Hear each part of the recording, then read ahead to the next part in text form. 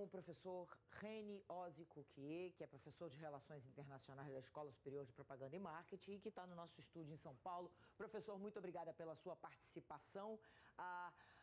Quem era esse sequestrador? A gente já pode dizer...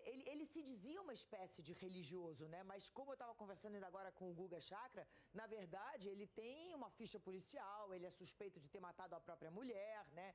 Ele tem uma vida muito estranha, né? Boa tarde, Leilani. Sim, sem dúvida. Ele se encaixa na categoria do que a gente chama do lobo solitário, aparentemente, que são indivíduos que se radicalizam por uma ideologia e acabam agindo por conta própria. Mas ele tinha um passado criminal e um passado ligado a ideologias extremistas e radicais. Então, é mais fácil, mais próximo, natural a gente entender o caminho dele para esse ataque ou para uma ação dessa violência, um ato terrorista dessa forma. Mas aparentemente ele não está ligado diretamente com nenhuma grande organização terrorista. O curioso é perceber que isso acontece no momento em que a Austrália eleva o seu nível de alerta contra o terror e ao mesmo tempo também começa a caçar ou investigar com ações policiais contundentes contra diversos outros grupos ou possíveis ativistas ou outros religiosos que tiveram contato ou saíram do país. E nesse momento acontece um fato desse. Então, não dá para descartar totalmente alguma ligação ou alguma noção de que ele estaria correndo um perigo, porque ele estaria planejando talvez alguma coisa e com essas ações da polícia era melhor que ele efetuasse o seu ato de uma vez por todas antes de ser capturado ou pego ou descoberto. Pois é, mas no sentido em que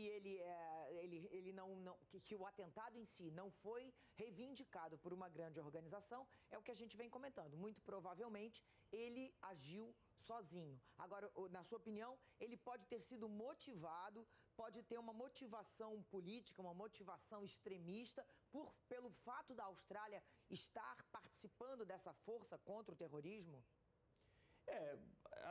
A motivação não vem só pela Austrália estar participando, mas enfim, por ele comprar ou aceitar uma ideologia radical como um motivo político para a sua causa de vida ou qualquer outra coisa. Claro que o fato da Austrália estar dentro e nesses últimos tempos o nível do alerta dentro das autoridades, pelas autoridades australianas, enfim, no país, faz com que a situação fique mais tensa. Mas acho que o que tem muito mais por trás disso é uma ideia, uma ideologia. Os lobos solitários, eles agem assim, o que baseia e fundamenta os seus atos são ideologias radicais. Eles são muito mais difíceis de serem investigados ou saber como eles vão agir, porque não fazem parte de uma organização, não tem uma rede, não tem um grande planejamento por trás, não tem comunicações para serem interceptadas, por exemplo, não tem como você perceber vazamento de informações. É um indivíduo sozinho que, por conta própria, decide fazer alguma coisa.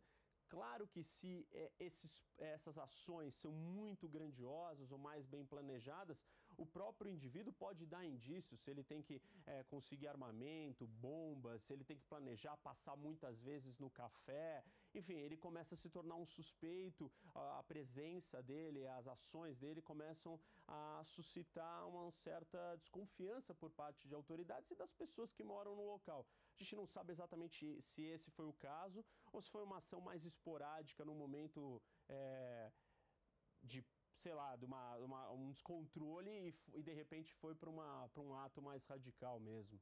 Agora, professor, o senhor estava falando aí sobre essa questão do planejamento. Queria falar um pouquinho sobre planejamento, né? De quase 17 horas de cerco antes da invasão, para um país que está com esse nível de alerta alto contra o terrorismo. Na sua opinião, todo o cerco foi bem planejado, toda a ação foi bem planejada, ou poderia ter sido de uma outra maneira, poderia ter durado menos tempo todo esse sofrimento dos reféns?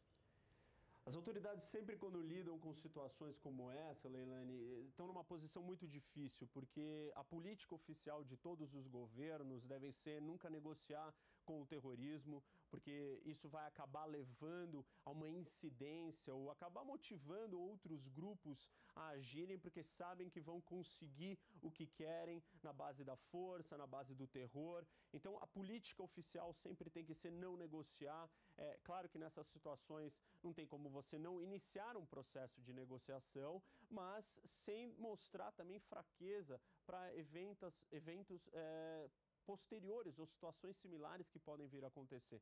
Então, a polícia cercou, foi deixando ele se cansar, enfim, foi agindo de forma cautelosa, cuidadosa, mas tentando resolver e não ceder às suas pressões.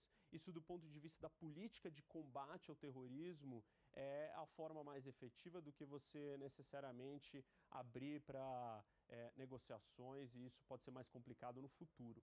Ou mesmo invadir à força esse café, que poderia causar um desastre muito maior, né? Porque você tem civis, né, pessoas inocentes ali envolvidas, você não sabe exatamente o que está por trás desse planejamento. Será que existe bombas?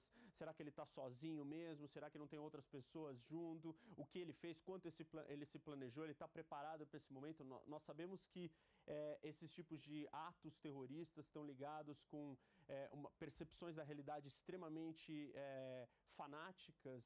Então ele está pronto para morrer se for necessário. Tudo isso tem que ser levado em consideração e é muito difícil realmente, e principalmente para um país como a Austrália, que não está acostumado, um país extremamente pacato, pacífico, bastante isolado, inclusive, dos problemas do mundo. Para os australianos isso é uma surpresa. Exatamente, exatamente. Professor Reni Ozзи Cukê, muito obrigada pelas suas explicações e análises aqui na edição das 6.